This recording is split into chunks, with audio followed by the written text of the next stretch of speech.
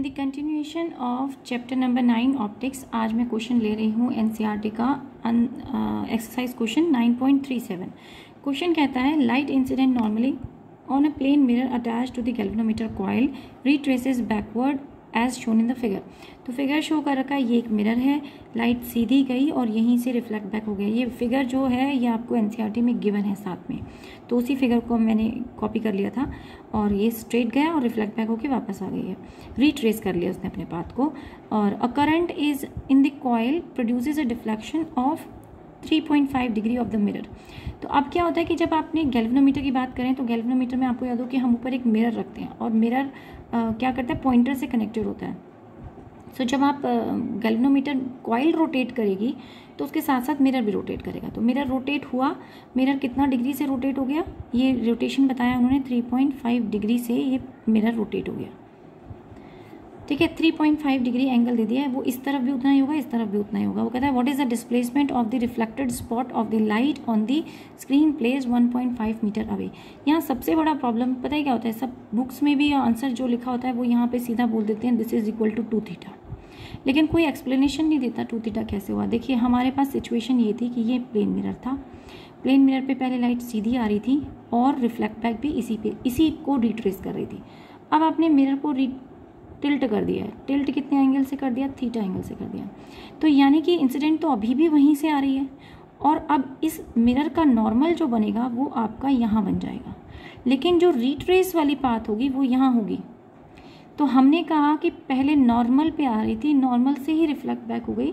तो अब नॉर्मल क्योंकि मिरर का शिफ्ट हो गया है कितने एंगल से, क्योंकि आपने मिरर को 90 थीटा डिग्री एंगल से शिफ्ट किया है, तो नॉर्मल भी आपका थीटा ही शिफ्ट होगा। लेकिन हमें पता, यानी इंसिडेंस एंगल कितना हो गया, थीटा हो गया, लेकिन इंसिडेंस तो रिफ्लेक्टेड के बराबर होता है, तो this theta this is also with theta, तो टोटल मिला के कितना हुआ, थीटा। तो ये उस टोटल थीटा की बात कर रहा है, यानी कि इंसिडेंट तो यहीं थी, रिफ्लेक्टेड कहाँ गई, 2 थीटा पे चली गई। तो ये 2 थीटा ये दोनों की वजह से, इंसिडेंस और रिफ्लेक्शन की वजह से दोनों से मिला है। तो अब यहाँ पर एक तरीके से एक ट्राइंगल बन गया हमारे पास। अब इस ट्राइंगल में हम 2 थीटा की वैल्यू निकाल लेते हैं। Let us find out that tangent, क्योंकि ये तो राइट एंगल ही है, ठीक है। तो टेंजेंट ऑफ 2 थीटा हम निकालते हैं। टेंजेंट ऑफ 2 थीटा को हम बोल सकते हैं परपेंडिकुलर अपॉन बेस। तो perpendicular is D and base distance आपको दिया हुआ 1.5 metre. So D by 1.5 metre हम यहाँ पे प्लेस करना है। Simply you can find out D is equal to 1.5 tangent of 2 theta.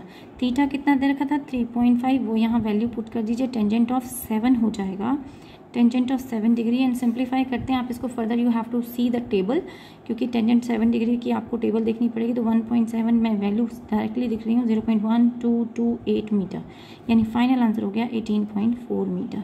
ये आपके पास फाइनल आंसर आ जाता है। In this question a screen is placed 90 centimetre from the object. तो ओ से 90 सेंटीमीटर दूरी पर, ये टोटल डिस्टेंस हमें गिवन है, दैट इज 90 सेंटीमीटर दूरी पर हमने एक इमेज को प्लेस कर दिया है। The image of the object on the screen is formed by the convex lens at the 2 different location। तो हमने ऑब्जेक्ट को 2 अलग अलग पोजीशन पे रखा, एक यहाँ और एक यहाँ पर, सेपरेटेड बाय 20 सेंटीमीटर। लेटर से उन दोनों के बीच, पोजीशंस के बीच का डिफरेंस था 20 centimetre. Determine the focal length of the lens, हमें इस लेंस की फोकल लेंथ बतानी है। तो लेंस की प्रॉपर्टी क्या होती है कि u और v रेसिप्रोकेट कर सकते हैं। फॉर एग्जांपल मैं कहूँ कि अगर हमने ऑब्जेक्ट को o पे रखा है तो उस वक्त आपका ये जो डिस्टेंस हो, लेंस 1 पोजीशन 1 की बात करते हैं, तो पोजीशन 1 के लिए जो आपका u था, x क्या ले लेते हैं हम, u हमारा x था फॉर फर्स्ट पोजीशन के लिए, फर्स्ट पोजीशन की बात करते हैं। तो आपके पास कहीं सर्टेन पोजीशन v पे इमेज बन गया, दैट डिस्टेंस, ये जो डिस्टेंस है ये आपका v हो गया। लेकिन अब अगर हम लेंस को उठा के हम पोजीशन 2 पे ले जाएं तो फिर इमेज से जो डिस्टेंस है वो, अगर हमें सेम उसी पोजीशन पे, यानी इमेज पोजीशन हमने नहीं शिफ्ट की है, तो जो इमेज का जो डिस्टेंस है वो आपका ऑब्जेक्ट डिस्टेंस के बराबर ही होना चाहिए ओ के, क्योंकि अब हम इसको 20 सेंटीमीटर पीछे ले आए हैं, टोटल डिस्टेंस तो 90 सेंटीमीटर ही है, तो यानी ऑब्जेक्ट भी वही है, इमेज भी वही है, हमने कोई और डिस्प्लेसमेंट नहीं की। तो जो u यहाँ था फर्स्ट पोजीशन के लिए, जो u था वो सेकेंड पोजीशन में v बन जाएगा। तो यानी इस पोजीशन में केस 2 के लिए, सेकेंड पोजीशन के लिए v is equal to X. तो आपके पास इमेज पोजीशन जो है वो x के बराबर हो जाएगी। तो अगर हम टोटल देखें लेंथ, ये भी अगर x है और ये डिस्टेंस भी, लोकेशन आपका x है, तो x plus x and 20 is equal to 90 degree, total length तो 90 आ रही है, तो आप लिख सकते हैं 2x plus 20 is equal to 90। So x हम यहाँ से सिंप्लीफाई करें, that will come out to be 35 centimetre. यानी हमने क्या निकाल लिया, u निकाल लिया कि u कहाँ पर प्लेस्ड होना चाहिए। तो अब आपके पास यही चीज़ तो हमारी u थी और u हमेशा नेगेटिव होता है, तो we will take this as negative. So हम सीधा फॉर्मूले में पुट करेंगे 1/f is equal to 1/v minus 1/u, and when you will simplify, v की वैल्यू भी हमें पता है, v भी किसके बराबर, v अब किसके बराबर हो जाएगा, जब आपने फर्स्ट केस फर्स्ट लोकेशन की बात कर रहे हैं तो ये 4 फर्स्ट की बात करें, फर्स्ट पोजीशन,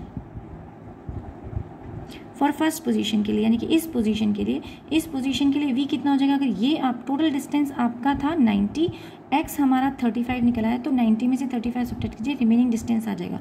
तो v कितना हो गया, v 55 हो गया, v 55 centimetre. Place it here, so 1/55 plus 1/35, minus और माइनस मिलके प्लस हुए हैं, एंड इसे सिंप्लीफाई करेंगे तो ये आ जाता है आपके पास 18/385। सो फोकल लेंथ हमारा आ गया 21.4 सेंटीमीटर।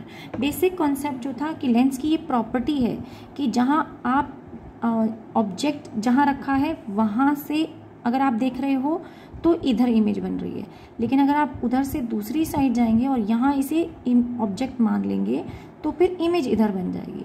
तो ये वाइस वर्सा पॉसिबल है, यानी कि हम ऑब्जेक्ट डिस्टेंस को इमेज डिस्टेंस से रेसिप्रोकेट कर सकते हैं। तो अगर मैंने पोजीशन चेंज की, जैसे ये मेरा अब की बार क्या निकला है, x निकला 35, तो अगर मैं सेकेंड पोजीशन के लिए ये डिस्टेंस को 55 मान लूँ, यानी u को 55 मान लूँ, तो फिर मेरा ऑब्जेक्ट इमेज डिस्टेंस 35 आना चाहिए।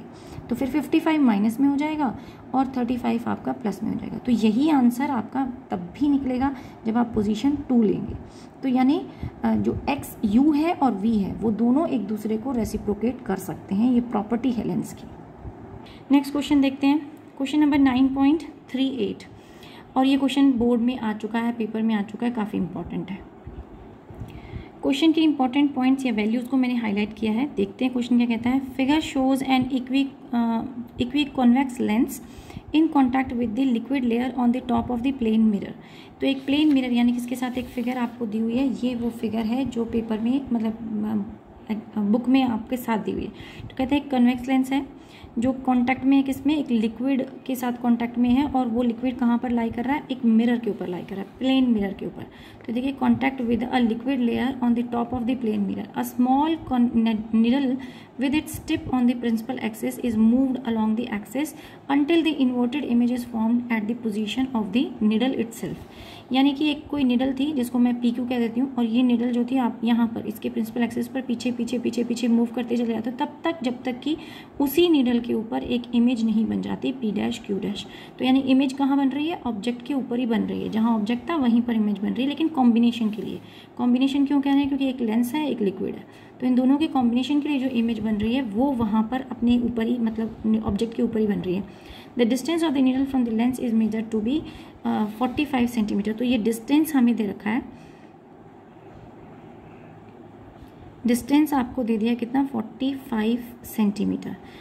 The liquid is removed and the experiment is repeated. अब आपने लिक्विड को हटा दिया है, the new distance is now, तो डिस्टेंस डैश जो है D' जो है वो आपका 30 सेंटीमीटर अब हो गया। तो एक चीज़ तो क्लियर हो जाती है कि अगर आप चाहते हो कि इमेज अपने ऊपर ही बने, मतलब ऑब्जेक्ट के ऊपर ही बने, तो वो पॉइंट कहाँ होना चाहिए, वो सेंटर ऑफ कर्वेचर वाला पॉइंट होना चाहिए, क्योंकि सेंटर ऑफ कर्वेचर में ही एक ऐसा पॉइंट होता है जहाँ इमेज अपने ऊपर ही, ऑब्जेक्ट के ऊपर ही प्लेस बनती है, सेम पोजीशन पे बनती है। लेकिन हमें ये भी पता होना चाहिए, यहाँ ये बात कर रहा है किसकी, इक्वी डिस्टेंस लेंस की। तो जब आप एक इक्वी डिस्टेंस लेंस की बात करते हो तो 1/f, उस सिचुएशन में अगर मैं लेंस मेकर फॉर्मूला लगाऊँ, that is equal to 1/r minus 1/r, R1 minus R2। ये रिलेशनशिप हम नॉर्मली लेके चलते हैं, बट हम तो कह रहे हैं इक्वी है, तो इक्वी है तो R1 और R2 क्या हो जाएंगे, सेम हो जाएंगे, और वो भी अलग अलग डायमेंशन, यानी कन्वेंशन अलग होगी। इस वाले के लिए R प्लस हो जाएगा इस डायरेक्शन में, जबकि इस वाले सरफेस के लिए, सेकंड सरफेस के लिए R क्या होगा, माइनस R के इक्वल हो जाएगा। ठीक है, तो ये हम लेके चलते हैं। तो माइनस R जब हम यहाँ पुट करेंगे, minus minus will be plus, and this is your mu -1, and ये हो जाएगा 2/r। और म्यू क्या कह रहा है, ग्लास का बना हुआ है ये लेंस, तो वो कितना हो गया, 1.5 हो गया।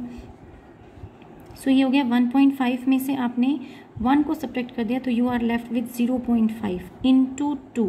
तो आप इसे रिलेशन को हम हटाते हैं तो that is equal to 10 and this whole will cancel out. So you are left with this implies 1/f is equal to 1/r।